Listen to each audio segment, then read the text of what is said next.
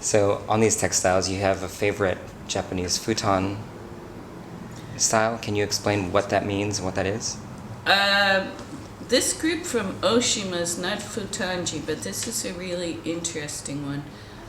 I had began to study the technique of ikat in Japan, and everyone kept saying, but our most famous ikats are from Oshima Island. Where's that? Oh, it's halfway between Kagoshima and Okinawa out there. And so eventually I made my way down to visit Oshima Island and to see what was so special about the work they did there. So not only are these textiles made in a traditional ikat way, which means that they're wrapped and then dyed and unwrapped before weaving, but while they're wrapped and to dye the brown areas, they're buried in the mud. There's a special mud in Oshima that has a lot of iron in it and imparts this beautiful chocolate brown. So I went down and actually spent a couple of days there because I couldn't believe anyone went through this whole laborious process to dye the warp and weft threads, but it was true.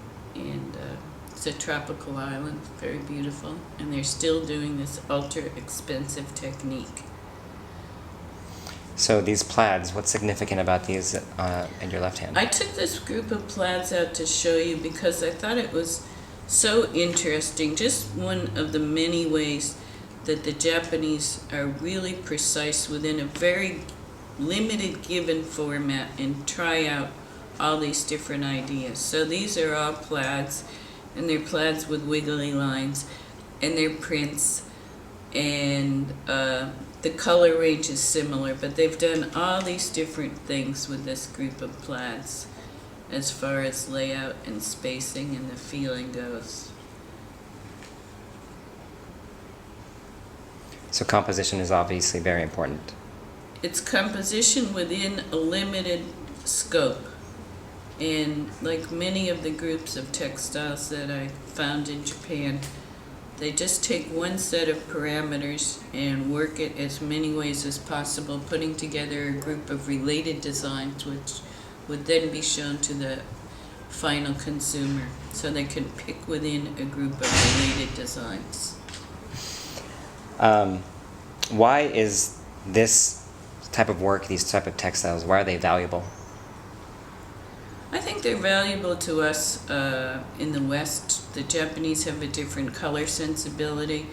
They're employing many different techniques. This is a group of woven patterns that were all done by one fellow in the 1940s, and I was able to buy this group of samples, and they're all very soft coloring, many with supplementary wefts, which you can see from the back, and it just becomes this lovely little swish of red on the surface.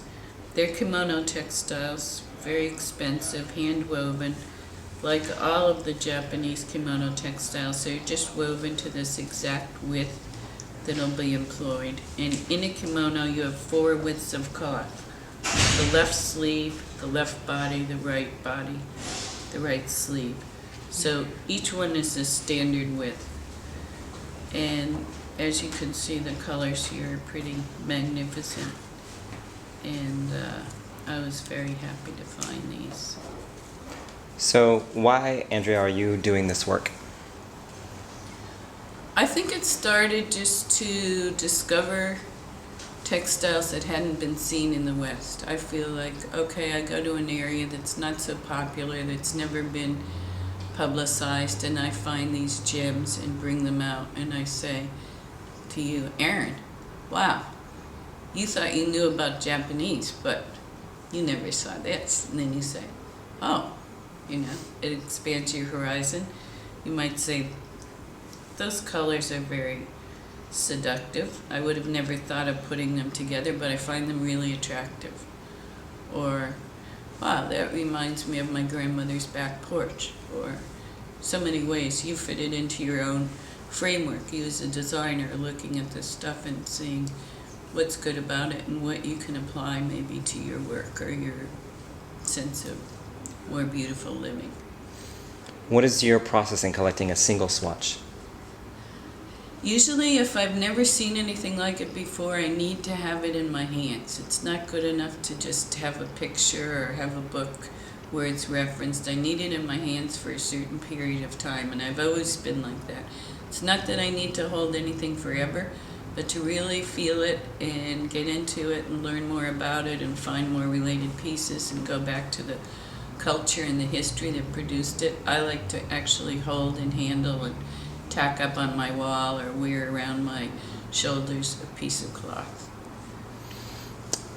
Your swatches are all over the world. You feel like pieces of you are all over the museums now?